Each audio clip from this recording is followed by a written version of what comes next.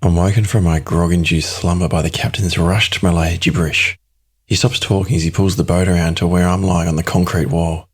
I sit up, rub sleep from my eyes and try not to whiff my rancid breath. I step down onto the boat, brushing off his outstretched arm to help me aboard, saying what any Aussie lamb to the slaughter would. She'll be right, mate. I'm no historian, but I'm fairly certain these words passed the lips of every doomed Anzac battler as they stepped onto the shores of Gallipoli, sensing the impossibility of the task at hand. Just climb a sheer cliff with a heavily armed battalion of Turks firing non-stop at you from up top? No problem. She'll be right, mate. I complete a quick Father, Son and Holy Ghost as I'm directed to my place to sit. A tiny plastic chair in the undercover engine room. First class spot. Jesus. My face is basically a snorkel for the boat's lawnmower engine's toxic fumes. 2 deckhands jump aboard. They seem to be the captain's sons. They look to be in their early teens and are each carrying 4 jerry cans. They give me a smile. One offers me a cigarette as he places the jerry cans under my seat. I wave off the smoke but return the smile as a splash of petrol hits my shoe from a lidless jerry can. Here goes then. The boat is probably 5 metres long with a timber hull. You could call it a dinghy, I suppose, but to say it's many rungs north of raft status would be a stretch. The deck is already a couple of inches beset with water. We've barely set off. Fuck me dead. Both of the boys are busily scooping out water with plastic bottles cut in half. They're sitting on a plank in the middle of the deck. I've got hemorrhoids just watching them. The plank seating design looks more inclined towards torture than comfort, covered in splinters and drenched in grime. The boys are sliding all over the thing as they scoop out water and prepare fishing gear. The hull slopes skyward from back to front.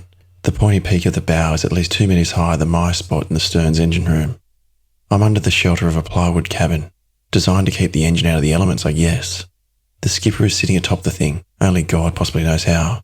I reckon I could push the whole contraption over with the force of a few fingers.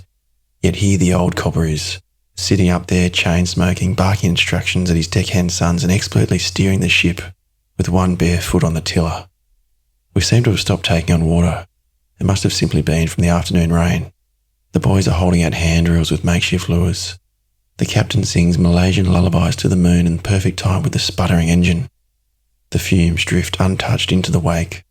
Galactic vessels abound in the greater distance. The piercing glow of oil tanker lights filling the sea salt heavy horizon. There's virtually no wind, even less swell, the flat seas allowing for the most tranquil of straight crossings. I'm using my scrunched up jacket as a pillow, resting my exhausted thoughts on my coat pressed up against the plywood cabin. This, to my amazement, is the most serene moment of my life. I drift off to sleep, watching the moon play hide and seek behind the bow, grateful to my inner demons for always giving me the misplaced arrogance to fuck the system and just have a red-hot crack at life, regardless of the odds. The ending's inevitable. We're all dealt the same losing hand in the womb, but you can bluff and raise or fold and crack. Your only choice is to go out swinging. I'm wakened by the gentle shade of a pre-dawn hazel glow enveloping the strait.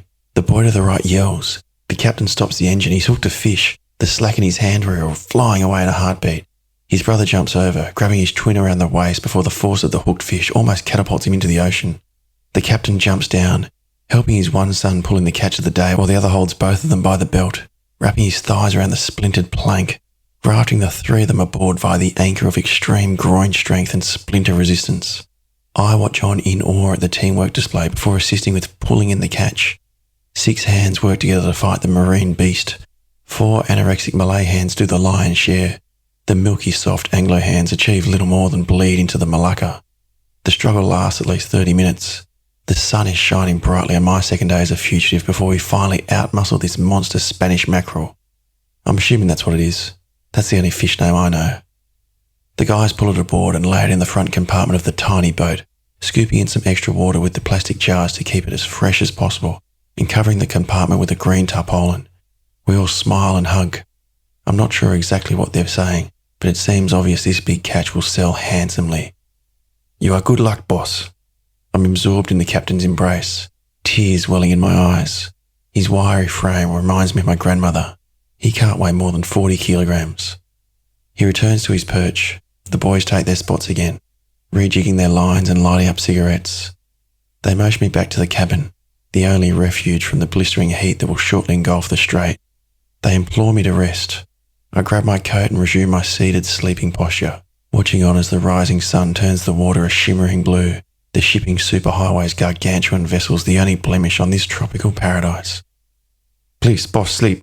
Long way, 10 hours, sleep. The journey carries on. The fresh ocean breeze drowns out the otherwise unbearable heat.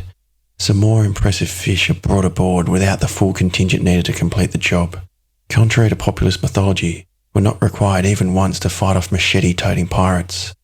As the day ploughs on, I make my way through some masked Leonardo DiCaprio Coachella ball-tripping impersonations.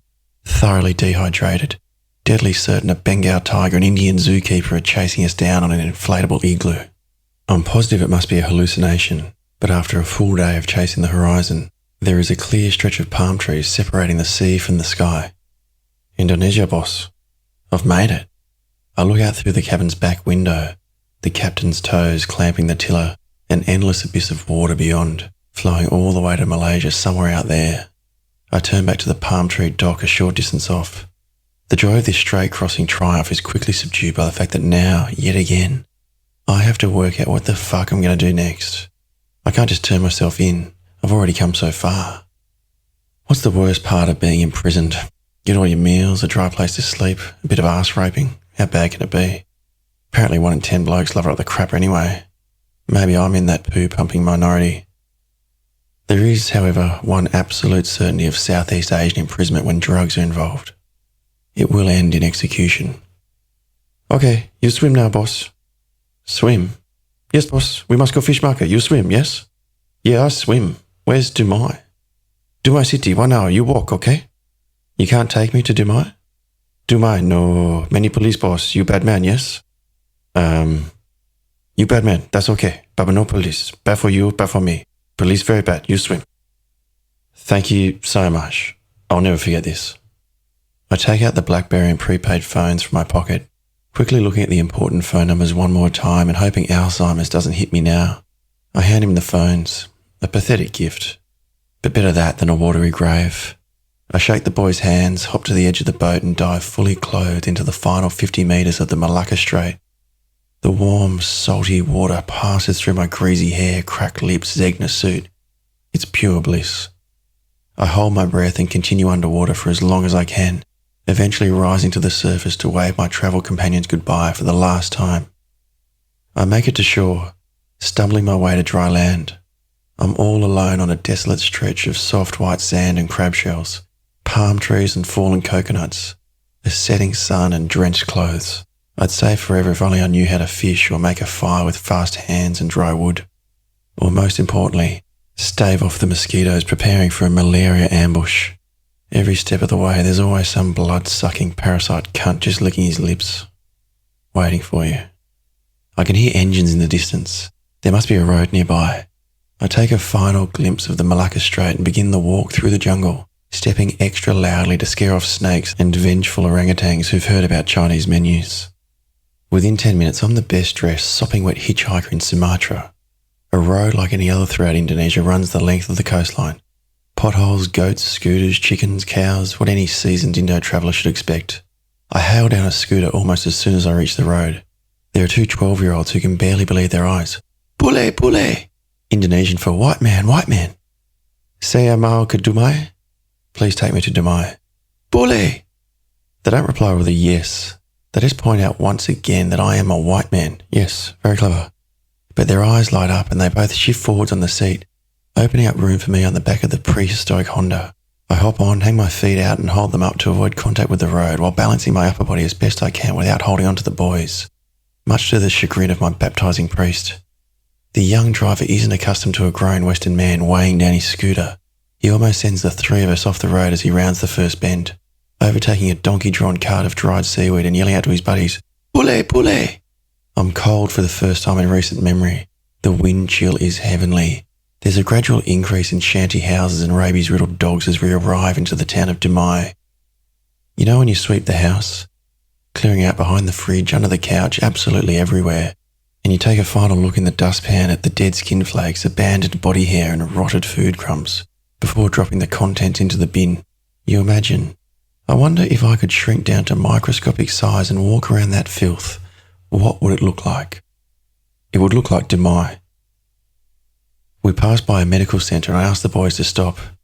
They pull over to the side of the road, yelling out to absolutely everyone they can, "Bully! Bully!" These little cunts are just what the doctor didn't order when you're trying to be as low fucking profile as possible. Barapa Haganya, Saya Mao Membili Sepedanya. How much for the bike? There's no way on earth it is theirs to sell. They look at each other, unsure what to do. I pull out my wallet, handing the slightly bigger of the pair 500 Singapore dollars. The note still wet from the swim ashore. Their side-by-side faces are joined ear to ear by the biggest of conjoined smiles. I'm handed the keys and take off. Their boule screams are no more. Dusk is over. It's now properly dark. I continue through town for 5 minutes on my postman's bike, the wind blowing over my Hublot watch and salt-encrusted face, not once questioning my first impression. This place is a right fucking shithole. I pull over at a service station. For those unfamiliar with Indonesia, a service station is a hut by the side of the road. Outdoor bamboo shelves are stocked with once upon a time vodka and rum bottles now filled with gasoline. A Yoda lookalike hermaphrodite with heavily sagging tits, a thick beard and hooded Hessian moo-moo grabs a bottle from the shelves as I pop the tank. He, she or it empties the petrol through a red plastic funnel into my 2-stroke getaway vehicle. The smallest note of currency I have is 20 Singapore dollars. The fuel refill would have cost no more than a few bucks. Yoda turns her nose up at the Malay ringgit I try to pass over, but accepts the 20 Sing and motions me to a container filled with chocolates and soft drink. I grab as much as I can to fill my pockets. My last meal was a shot of tequila at Malacca's premium karaoke whorehouse. I'm starving. All smiles, happy days, transaction complete. I'm off again with a full tank, unwrapping a chocolate bar as I see a sign, Jakarta, 1,478 kilometres. There may be a few more stops along the way, but I'm heading to Mark's medical centre. He's not ignoring any more calls. There is simply no way I can twist the throttle a moment longer. My hands and wrists are completely numb.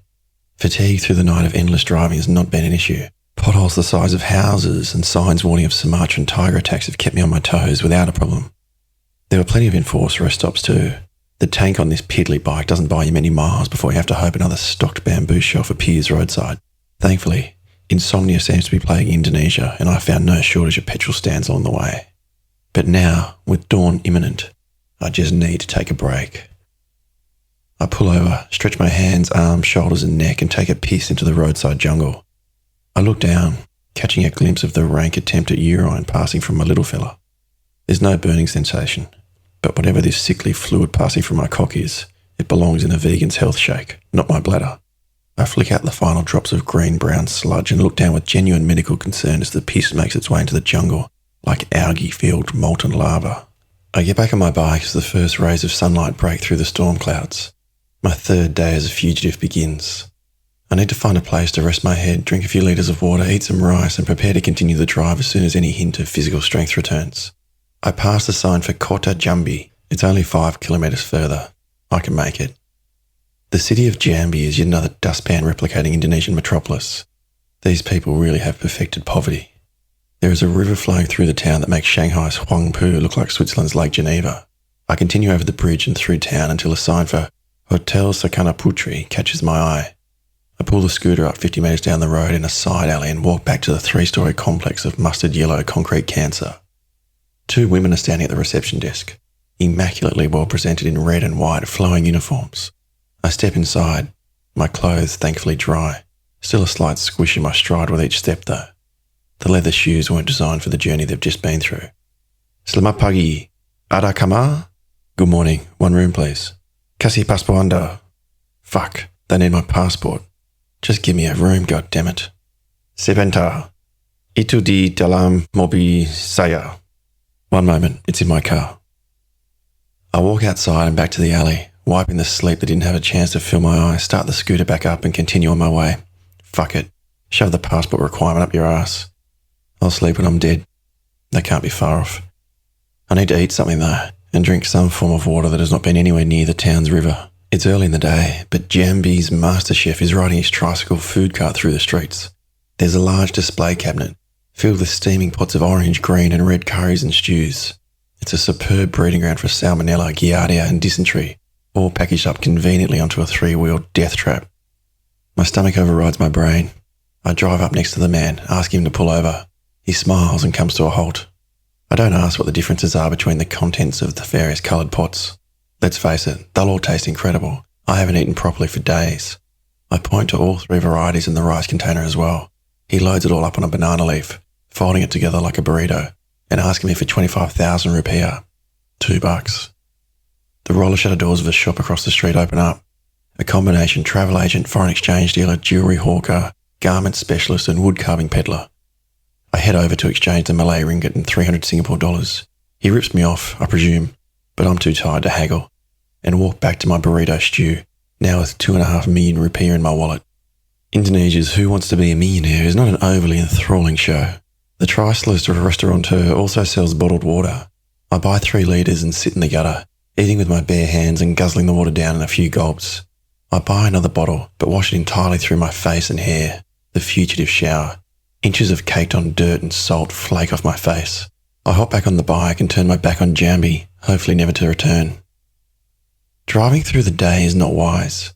I'm barely a few minutes out of town when it's obvious that I'm sure to run into police before too long. What the fuck is a passportless white man in a flash business suit doing on a shitty bike in the middle of Sumatra? I need my Eurotrash intrepid traveller outfit. I turn straight back. The garment specialist is excited to see me again. He looks more Indian than Indonesian. Black jeans, an oversized yellow t-shirt and wispy facial hairs that pop out of random locations on his face and nose. He speaks, but I'm not listening. There are all sorts of hideous hippie pants and reprehensible rainbow shirts. Jackpot. I grab myself an emerald green pair of pants, the crotch at the knees, and a purple and yellow button shirt that John Lennon was deservedly shot in. I undress into my new digs and buy a dainty pink backpack, folding up my suit, shirt and shoes into it. There's even a rice farmer straw hat. Its poor aerodynamic design shouldn't impede me too drastically on the Honda's top speed. I take a look in the mirror. Fucking sensational.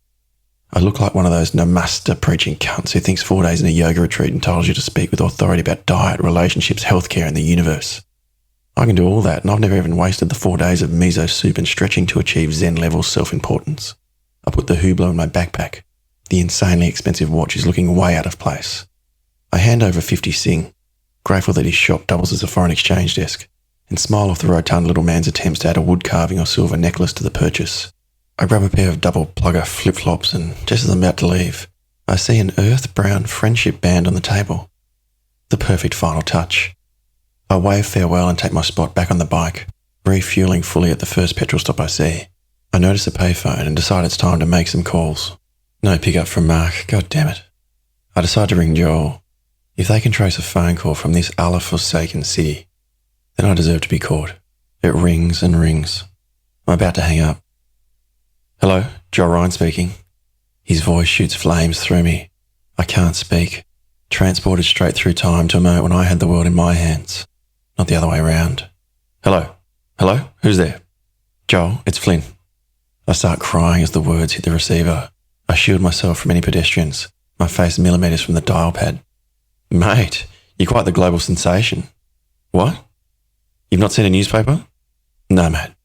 Australian drug lord fugitive presumed dead. Fucking hell. Your dear pal Joe has stitched you right up. He's in prison in Indonesia somewhere, busy telling every policeman and journalist that you're some criminal mastermind. Oh, fucking perfect. I'm sure you're a criminal. Who isn't? But mastermind. You're the dimmest cunt I've ever met. Meanwhile, a bunch of crazy hot Russian girls are telling everyone that you're a very nice man. Fucking hell, mate, you're a surprise package. Times are tough when you've got the Russians supporting you. Are you a spy for Putin or something? Great pep talk, as always. Sorry, mate, it's great to hear from you. You okay? Oh, I'm alright, mate. Listen, I just got back from Jakarta. I ripped up your cheque but took a truckload of money to your mate Mark. Get to Jakarta, son. He's got all the money in the world for you. Added a severance bonus. What? Are you serious? Serious as a heart attack. I can't help you wherever you are. Don't tell me anything. But just work out some way to get to Jakarta. Your mate has $3 million for you. You just vanish and have a nice life somewhere, okay? Joel, listen and listen fucking closely. I will take great pleasure in killing you if any of what you've just said is your usual load of shit. Are you serious? Are you deadly serious? $3 million, mate. Least I can do. Get to Jakarta. Get the money. Go live happily ever after. Will do, mate. Keep your eyes on the news. We're still trying to get you off this thing. Just one thing, mate. What number did you call Mark on? The number you gave me. I flew down last night. Horrible timing. It is fucking APEC week after all. Not everyone can be a fugitive like you. And you gave him the cash. Yeah, a hell of a lot of cash. I met him at his physio clinic. Oh, thanks, Joel. I gotta go. I grabbed the bike, tears gone, revved the fuck out of it and set off. I won't be resting again until that money is in my hands. Joel, if there is anyone on earth I wish the fate of my life didn't rest in, it would be Joel. He's a superstar oil trader. He's scum. He smuggled me to Malaysia. I mean, that has to count for something, right? And Nadia, shit. Forgot all about her. But Jesus, it can't look too good having the 4 floors star performers making righteous claims as to the soundness of my moral standing. What a fucking debacle. I'd love to call my parents, but a crying wreck is the last thing Central Sumatra needs right now. I press the rice farmer hat down hard into my skull, focus on the worn-out bitumen below and pin every possible hope on Mark.